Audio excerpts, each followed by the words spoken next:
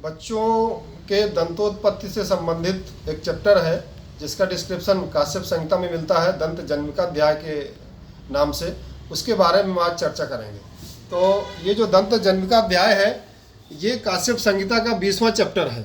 वहाँ पर जो डिस्क्रिप्शन मिलता है वहाँ पर दांतों की जो संख्या बताई गई है वो 32 बताई गई है और दो तरह के दांत बताए गए हैं, सकृत जात और द्विज। सकृत जात मीन्स जो एक बार ही उत्पन्न होते हैं और अपने स्वरूप में ही आगे बढ़ते हैं, वो 8 होते हैं।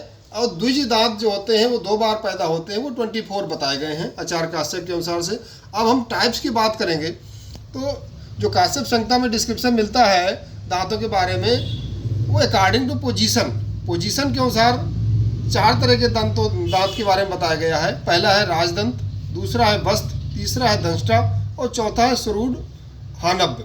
तो पहला जो दांत का प्रकार है राजदंत, इसे हम सेंट्रल इंसीजर्स भी कह सकते हैं। और वस्त जो दंत होते हैं वो लेटरल इंसीजर्स होते हैं। दंष्टा उनके और बगल में होते हैं, कैनाइंस कहते हैं इनको। स्वरूढ़ हानब मोलर्स कहे जाते हैं। और अकॉर्डिंग टू ओरिजिन के आधार पर अगर हम इनके टाइप से कहें तो भी 4 प्रकार से कहे गए हैं, जैसे कि सामुद्दक, समृत और विव्रत और दंत संबद्ध। तो सामुद्दक जो दंत होते हैं ये कैपुट के रूप में एक तरह से कप के आकार के होते हैं, ये छई होते हैं और नित्य संपाता, ये गिरने वाले दांत होते हैं, बहुत अच्छे नहीं माने जाते। समृद्ध जो दंत होते हैं वो अधन्यम मलिष्टम, ऐसे जो दांत होते हैं ये मल से घिरे हुए होते हैं और अप्रशस्त माने जाते हैं। विवृत जो दांत होते हैं वो इन दांतों में हमेशा लाला स्राव होता रहता है। ये जो दांतों का कलर है वो प्रॉपर नहीं होता है, बैवर्ण हो जाते हैं दांत और रोगग्रस्त होते हैं। चौथी जो दंतोत्पत्ति होती है वो दंत संपद, मतलब ये प्रशस्त दंत होते हैं, ये अच्छे माने जाते हैं।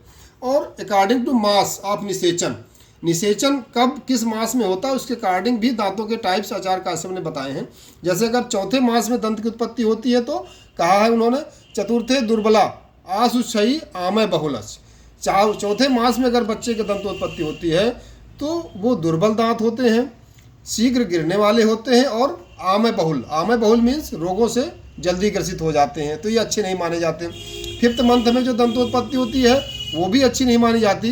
कहा गया है इसमें पंचमे संदनाश, 5म मास में जो दंतोत्पत्ति होती है ऐसे दांत वो हिलने वाले होते हैं। प्रहर्षणा, वहाँ पर जो है ठंडा और गर्म इस तरह की शिकायत ज़्यादा आती है। और आमय बहुल, इसमें भी रोग आसानी से हो जाते हैं। तो आमय बहुल की जो कंडीशन है वो 4th मंथ में जो दंतोत्पत्ति होती है उसमें भी मिलती है और जो 5th मंथ है उसमें भी आमय बहुल ऐसे दांत होते हैं। 6th मंथ में जो दंतोत्पत्ति होती है वहाँ पर कहा गया खष्टे प्रतिपाश, 6वें मास में दंतोत्पत्ति होती है वो दांत टेढ़े मेढ़े पैदा होते हैं। मलग्राही, विवर्ण और गुणदंतास, ऐसे दंत में कृमि लगने के चांसेस ज़्यादा होते हैं जो 6वें मास में दंतोत्पत्ति होती है। 7th मंथ में जो दंतोत्पत्ति होती है वहाँ पर कहा गया है सप्तमे द्विपुटा, ये द्विपुट होते हैं। स्फोटिनस, ये टूटने वाले होते हैं।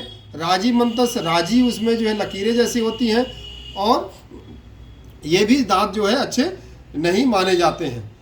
8 मंथ में जो दंत उत्पत्ति होती है वो प्रशस्त मानी जाती है। ऐसे दांत जो प्रशस्त दांत होते हैं वो पूर्ण होते हैं, कंप्लीट होते हैं, घन होते हैं, शुक्ल होते हैं, स्निग्ध होते हैं, सुलक्षण में चिकने होते हैं, निर्मल होते हैं, रोग रहित होते हैं और किंचित उत्तरोन्नत, किंचित जो है ऊपर को उभार लिए हुए होते हैं। ऐसे दांत जो है प्रशस्त दांत माने जाते हैं।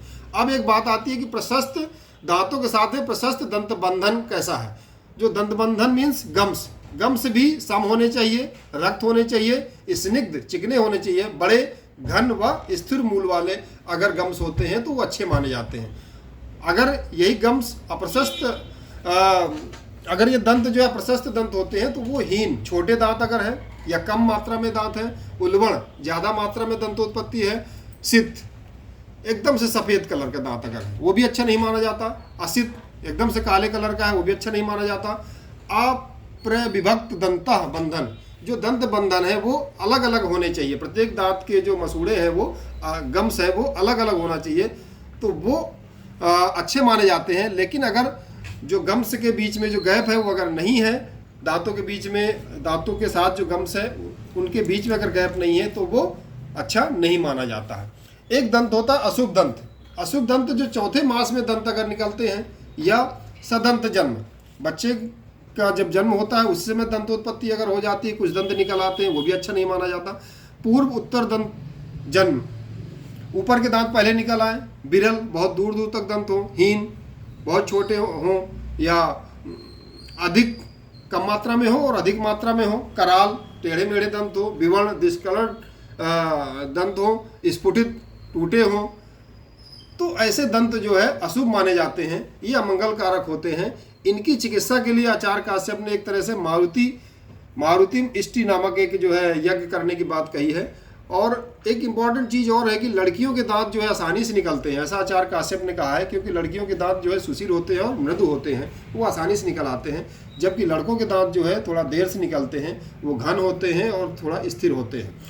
दंतोत्पत्ति में जो इम्पॉर्टेंट फैक्टर है वो आचार्य काश्यप ने 4 फैक्टर्स बताए हैं। जाति विशेष, इसका भी प्रभाव पड़ता है, किस जगह का है, कैसी स्पीसीज है, उसके अकॉर्डिंग जो है दंतोत्पत्ति होती है। साथ ही साथ जो है स्वभाव से भी कुछ दांत अच्छे होते हैं, कुछ कम अच्छे होते हैं, माता पिता के अकॉर्डिंग भी होते हैं, जैसे हेरिडिटरी कॉज कह सकते हैं, और स्वकर्म विशेषात, खान पान कैसा है बच्चे का, उसके या उसके जो आत्मा के जो कर्म है उसके अकॉर्डिंग भी कुछ दंतोत्पत्ति में ये कारण होता है। तो इस तरह से आचार्य काश्यप ने दंत जन्म का अध्याय में इतनी चीज़ों का डिस्क्रिप्शन किया है। साथ ही साथ एक चीज़ और बताई है दंतोत्पत्ति के बारे में कि ये जो दांत जो बनता है ना, ये जो दंतपुट होता है, मसूड़े होते हैं, उनमें जो ब्लड होता है उसके द्वारा, ब्लड से दंत की उत्पत्ति के बारे में बताया है। हालांकि ये जो दांत होते हैं ये अस्थि, रुचिका अस्थि, आचार्य सुश्रुत ने इसको रुचिका अस्थि धातु के अंतर्गत माना है,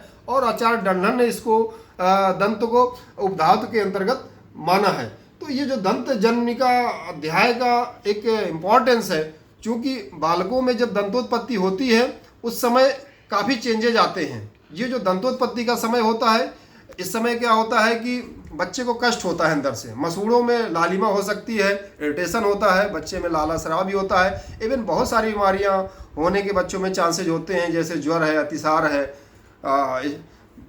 इस टाइप के ज्वर, अतिसार, काश, छर्द, इस टाइप की बीमारियां भी बच्चे को अक्सर हो जाती है। इसका कारण ये होता है कि उस समय पे जब दंतोत्पत्ति होती है उस समय में ज़्यादातर दंतोत्पत्ति 6 महीने से लेकर के 2 साल के बीच में बच्चों के दांतों की उत्पत्ति होती है। उस टाइम पे क्या होता है, जो माँ के दूध की क्वालिटी होती है वो कम हो जाती है और बालक बाहर का दूध नहीं ले पाता है, और दांतों में इरिटेशन भी होता है, मसूड़ों में इरिटेशन होता है, जिसकी वजह से बच्चा जो होता है, जो बाहर की जो हाथ को अपने बार बार टच कराता है मसूड़ों में, मुंह में, तो बाहर की जो गंदगी है वो भी मुंह के अंतर्गत जाती है। साथ ही साथ बच्चे का जो इम्यून सिस्टम होता है ड्यू टू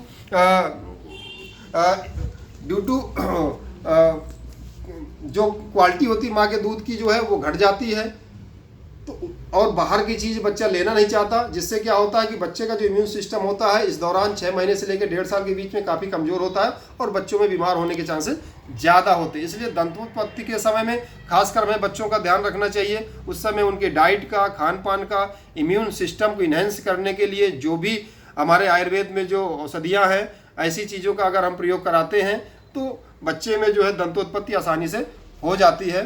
थैंक यू।